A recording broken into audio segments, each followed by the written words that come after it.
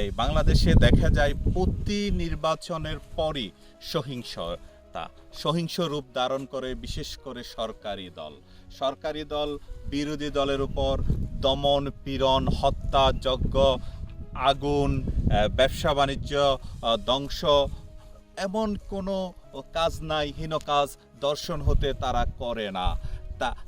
আমরা ভেবেছিলাম এই ত্রয়োদশ সংসদ নির্বাচনে আমরা তার ভিন্ন রূপ দেখব, কিন্তু কি আদৌ তার ভিন্ন রূপ দেখেছি?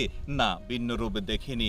আমরা সেই পুরাতন রাজনীতি আমরা দেখছি রাতের অন্ধকারে বিরোধী মতবাদের উপর হচ্ছে দমন পীড়ন, কিভাবে অগ্নিসংযোগ করা হচ্ছে, হত্যা করা হচ্ছে, তাদের ব্যবসা বাণিজ্য ধ্বংস করা হচ্ছে।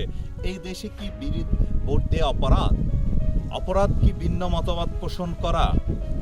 এই দেশে কি শুধু একটি দলই থাকবে, সরকারি দল? বিরোধী দল কি থাকতে পারবে না? তাদের কি ভোট দেয়া, পছন্দ প্রার্থীকে ভোট দেয়া কি অন্যায়, অপরাধ? বেশি শক্তি ব্যবহার করেই কি সব সময় তাদেরকে দমিয়ে রাখার চিন্তা করা হবে, সব সময় তাদেরকে দমিয়ে রাখবে? এই প্রশাসন কি নির্বাচনের পরে এক পক্ষে ঝুঁকে পড়ে? তাহলে আমরা কি পাবো, কোন দিকে যাব? যদি এই সহিংসতা প্রশাসন বন্ধ করতে না পারে, বা আমাদের ভিতরে সেই বোধ সৃষ্টি না হয় যে এই দেশে সবাই থাকবে যার ইচ্ছা যাকে খুশি তাকে ভোট দিবে, এই চিন্তা কি আমাদের কখনো আসবে না? আমরা কি এমন বাংলাদেশকে আদৌ দেখব না?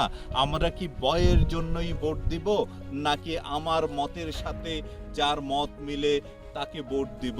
নির্বাচনের পরে দেখা যায় অমুক দলকে ধরো জবাই করো, ওই দলকে ধরো জবাই করো, ওই প্রার্থীকে কেন ভোট দিল তাকে মারো, ওই প্রার্থীর কেন এজেন্ট ছিল তাকে ধরো। এটা কি অপরাধ?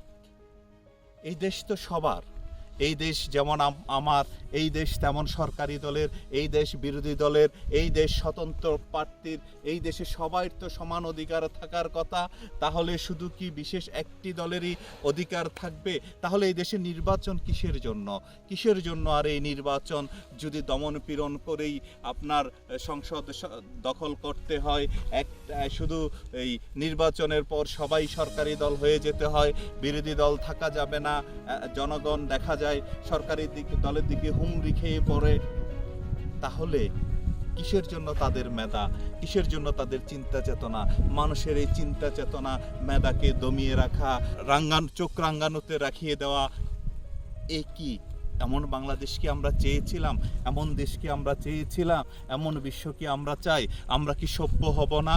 আমরা কি মানুষের উপর প্রেম ভালোবাসা বৃদ্ধি করব না? আমরা কি এমন বাংলাদেশ পাব না যে বাংলাদেশে বুক ফুলিয়ে যার যার মতবাদকে প্রকাশ করব, নিজের ইচ্ছা মতো চিৎকার করে বলবো আমি অমুক প্রার্থীকে ভোট দিয়েছি, আমি অমুক প্রার্থীকে পছন্দ করি, বিরোধী দলের প্রার্থী বা সরকার দলের প্রার্থী আমাকে বুক জড়িয়ে নেবে? ঠিক আছে, আপনি আপনার মতবাদ প্রকাশ করুন, আপনার ইচ্ছা প্রকাশ করুন, আপনার যাকে লাগে ইচ্ছে তাকে ভোট দিন, যে জয়লাভ করবে আমরা সবাই মিলে দেশ গড়ব, দেশকে সুন্দরভাবে শাসন পরিচালিত হব, এমন স্বপ্নের দেশই চাই না। এর এই সহিংসতা বন্ধ হোক, এই সহিংসতা আমাদের ভিতরে জাগ্রত হোক প্রেম ভালোবাসা, এবং জাগ্রত হোক সবাই একই দেশের হই, একই ভাই হই, মিলেমিশে কথা বলি, মিলেমিশে চলি, মিলেমিশে সরকার গঠন করি, মিলেমিশে আমরা এই দেশটাকে পরিচালনা করি।